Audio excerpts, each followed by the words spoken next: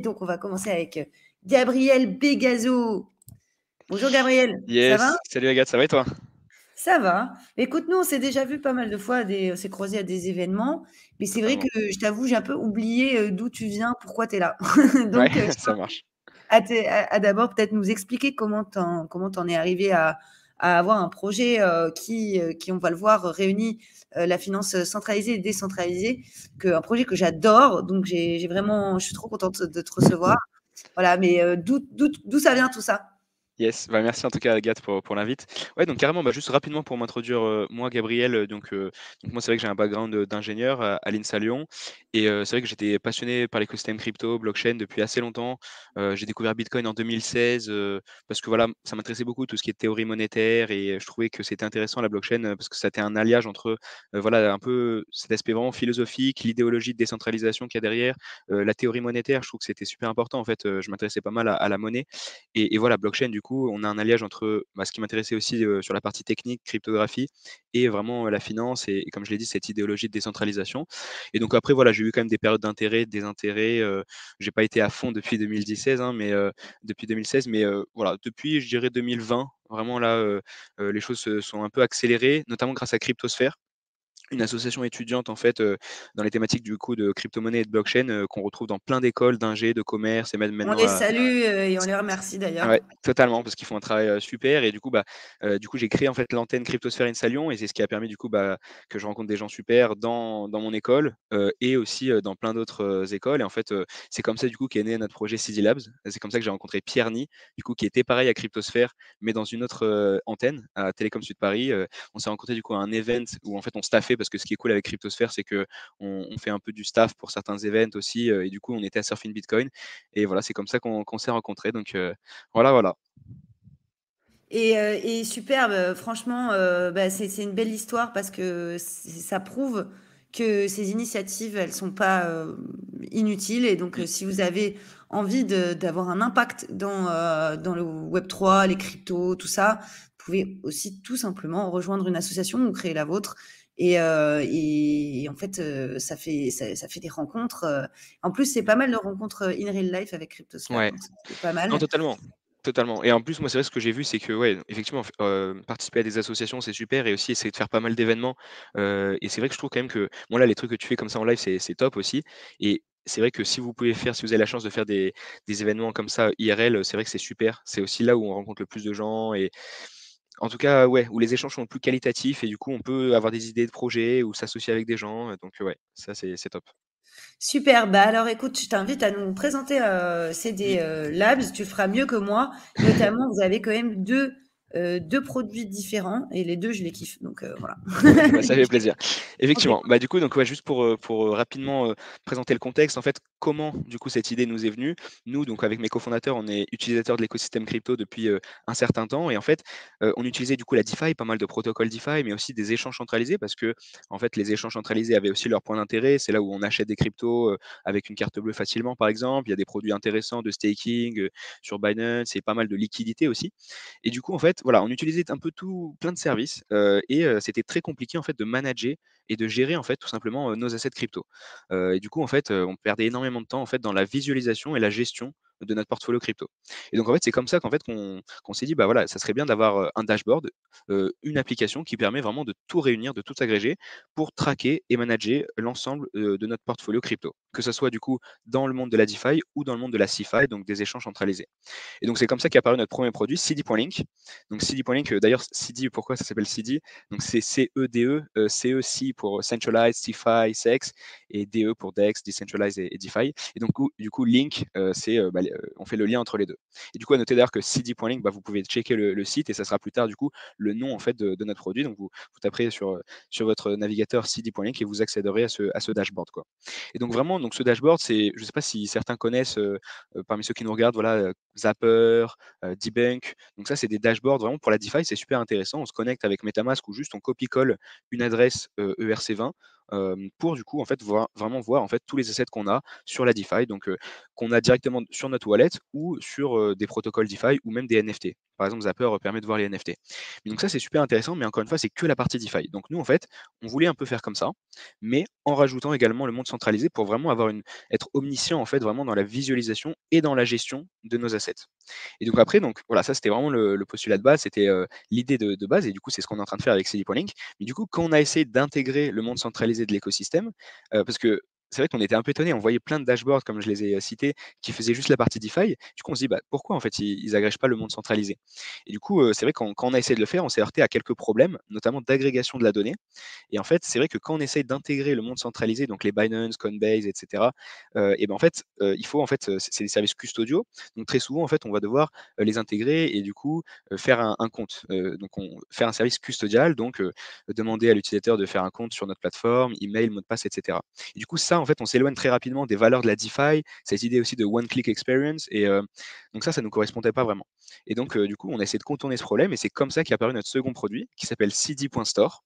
Et donc, en fait, CD.Store, qu'est-ce que c'est? C'est une extension de navigateur pour les échanges centralisés. Donc, en fait, dans l'idéologie, c'est un peu comme MetaMask, par exemple, mais vraiment pour le monde centralisé. Donc, ça ne va pas stocker des clés privées et ça ne va pas envoyer des transactions sur la blockchain.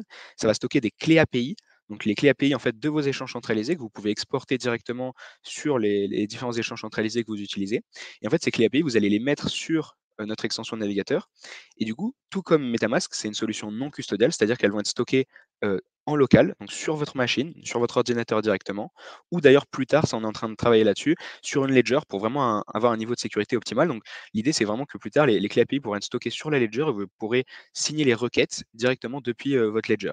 Et donc voilà, c'est vraiment avec cette forme en fait on peut dire une sorte de browser wallet pour les échanges centralisés qu'on arrive à intégrer toute la CeFi en fait, de manière non custodiale et du coup, qu'on peut vraiment faire du management d'assets. Parce que vu que nous, on ne possède Mm. pas les données sensibles qui sont des clés API, du coup, l'utilisateur, il va pouvoir mettre des clés API en droit d'écriture parce que c'est lui qui les stocke, c'est lui qui les gère et du coup, ça va vraiment nous permettre sur CD.Link de vraiment faire du management d'assets et donc par exemple pouvoir, transférer en fait, des assets entre la CeFi et la DeFi, ou par exemple swapper aussi entre différents échanges centralisés mais directement sur une plateforme sans devoir se connecter à Binance puis, KuCoin ou Coinbase, et cetera. C'est ça qui est Et fou. C'est ça qui est voilà, fou. C'est c'est ça. que Le en but, fait, c'est vraiment de tout faire, quoi. tu pourrais, si tu t'installes tout bien ton truc, tu pourrais avoir une seule fois, la première fois tu crées ton compte Binance, tu utilises un échange centralisé pour telle ou telle raison, hein. On a vu que c'était pas forcément une bonne idée ces derniers temps, mais on Mmh. peut choisir ça. Et imaginons tu as réparti ton risque entre des DEX et des SEX, donc voilà. Et après, bah, en fait, tu manages tout depuis, enfin, avec les deux produits là, tu peux bah, voir où sont tes soldes, comment tu as réparti ton risque et tu peux transférer, swapper en quelques clics, quoi. C'est complètement fou. Exactement et juste Moi, je trouve aussi ça fou.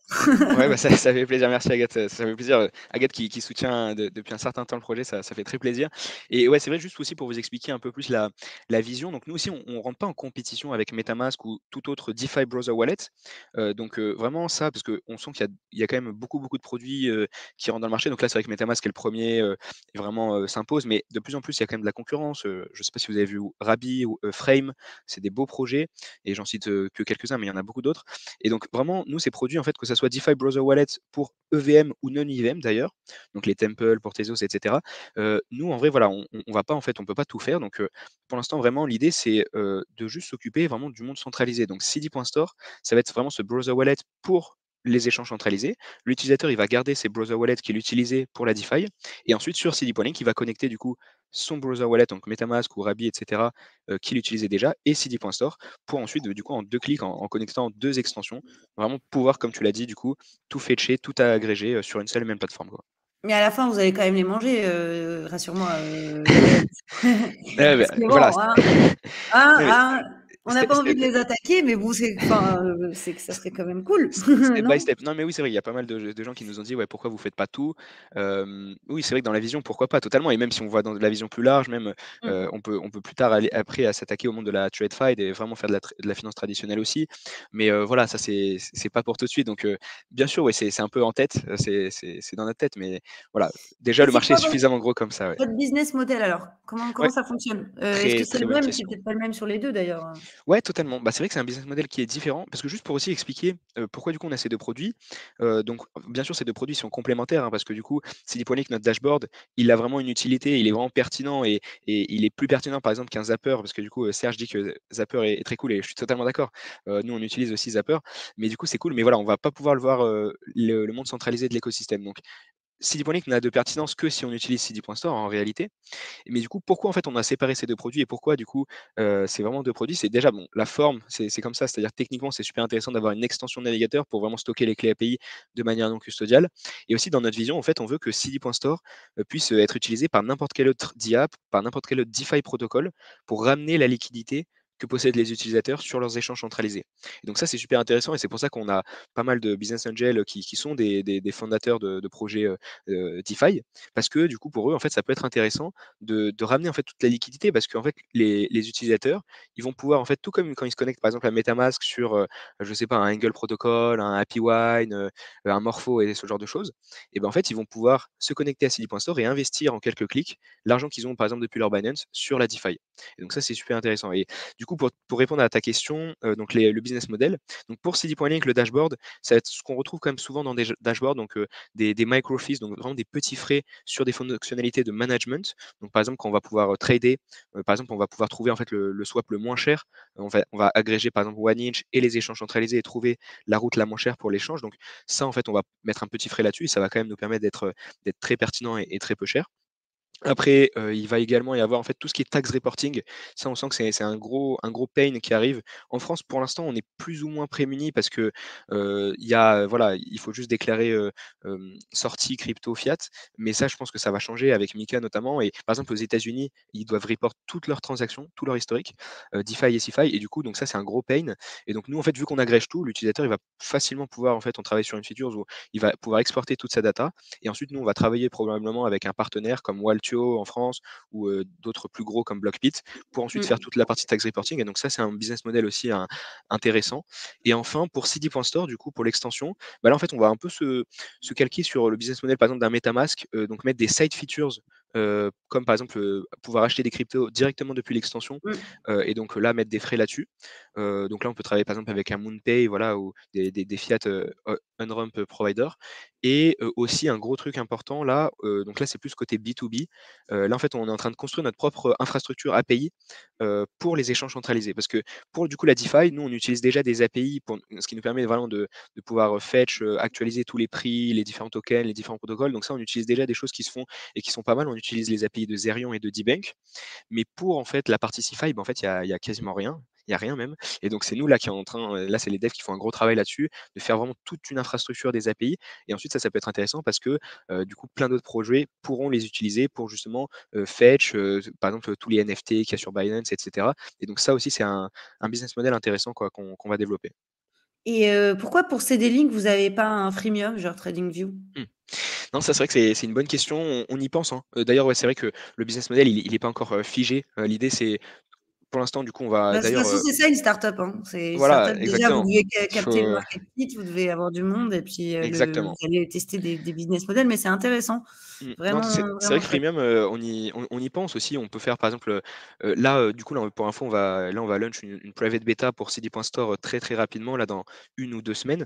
Et du coup, en fait, c'est vrai que, on pense à des choses. Par exemple aussi, on peut faire un freemium sous forme d'un NFT. Par exemple, il faut posséder un NFT, pour, justement, avoir accès à certaines fonctionnalités spécifiques. Voilà, des choses comme ça et aussi, Des voilà, on passes, pense ouais, un système voilà, de des passes, passes et c'est ça et aussi juste petite info du coup, voilà les pour l'instant, il y a pas forcément de token, hein, honnêtement, parce que pour l'instant, il y a pas forcément on voit pas d'utilité donc nous, on veut pas faire un token, pour faire un token, hein. On a vu trop mmh. de projets justement, heu, parce que voilà, on est On a plein de depuis tokens plusieurs années dans le aujourd'hui d'ailleurs. space.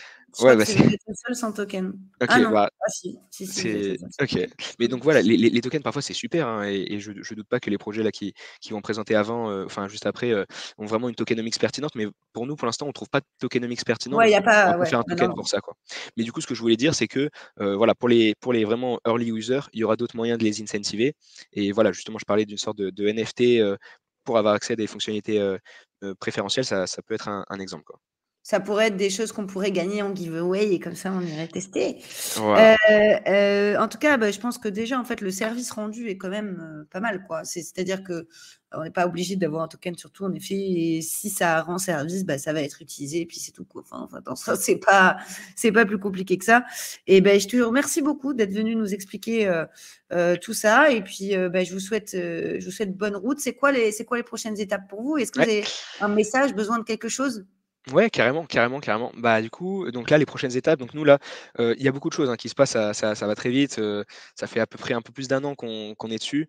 Donc là, on était vraiment focus sur le développement du produit, la levée de fonds, donc là, on va bientôt finir une petite levée de fonds qui va nous permettre justement de recruter. On travaille avec des product designers qui font un travail incroyable pour, refaire toute l'UI, l'UX et donc là, bah, les grosses annonces, c'est déjà on recrute, donc vous pouvez, si vous êtes développeur, on recrute essentiellement des développeurs actuellement, front, full stack et back-end DevOps. Donc vous pouvez checker notre site jobs.cdlabs.io, cdlabs CEDELABS, .io. Et puis après, là surtout, comme je l'ai dit, on va lancer notre private beta pour cd.store dans maximum 2 semaines. Donc ça peut être très très cool d'avoir vos retours. Là, en fait, l'idée c'est que on va faire en fait vraiment de manière graduelle au début, voilà, choisir vraiment peu d'utilisateurs, mais vraiment des bêta users qui vont vraiment être impliqués, qui vont nous donner du feedback. Donc peut-être une vingtaine, une trentaine au tout début pour vraiment avoir du feedback. Et ensuite, voilà, on va se fixer en fait différents milestones et ensuite, au fur et à mesure, augmenter 100, 200, 300, 500 bêta users. Et ensuite, vraiment une public launch plutôt vers Q1 2023 avec là, voilà, un peu plus de bruit. Vous devrez entendre un peu plus parler de nous Q1 2023. Mais voilà, si vous voulez tester, être early beta user avec grand plaisir, pour ça, vous pouvez checker notre site, donc cdlabs.io, CEDELABS.io et notre Twitter, pareil, CD Labs, et vous trouverez facilement le form. Il y a un petit Google Form à remplir et ensuite je vous recontacterai. Bah, moi, je vais tester. Il me reste encore un tout Ouais, petit peu d'argent sur les sexes. J'ai tout ok, bah déplacé non, ces super. derniers temps, mais il m'en reste encore assez pour Ouais, tester. bah non, mais super. Et d'ailleurs, un petit mot par rapport à ce qui s'est passé avec FTX. C'est vrai que ça, c'est un point important et nous, ça nous a fait pas mal réfléchir. Et nous, en fait, dans la vision, on pense encore quand même que vraiment la CeFi va quand même rester et que nous, dans notre vision, c'est vraiment en fait CeFi et DeFi vont évoluer ensemble. Il n'y en a pas Mm. un qui va forcément prendre le pas sur l'autre, même si forcément la DeFi est amenée à beaucoup plus grossir.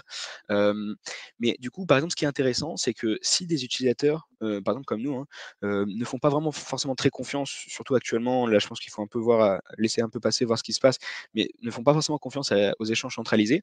Mais en fait, ont quand même besoin des échanges centralisés parce que, comme je l'ai dit, les échanges centralisés, il y a quand même plein de points positifs, plein d'avantages. Et en fait, justement, avec CD.link, avec notre solution, on va justement faciliter en fait les transferts, le mouvement entre la CeFi et la DeFi. Et du coup, si par exemple vous ne voulez pas stocker, et je pense que vous avez raison, beaucoup d'assets sur des échanges centralisés, mais que vous voulez y aller juste pour certaines opérations, et bien justement, nous, on va vraiment faciliter ce transfert. Et du coup, vous pouvez migrer des fonds pour faire des échanges, pour faire des choses que vous voulez sur un Coinbase, sur un Kraken, sur un Binance. Et ensuite, très rapidement, une fois que vous avez fini, les remettre sur votre MetaMask ou même mieux sur un hardware comme Ledger, quoi. Super. Bah, écoute, on a hâte de pouvoir déplacer nos fonds rapidement. Merci beaucoup, Gabriel. Et Merci à puis, toi, bah, Agathe. à très vite. Voilà. Et je vous souhaite de recruter de superbes développeurs. Voilà. Merci. Merci à tous, hein. À très vite. Ciao. Merci Ciao. beaucoup. Bye.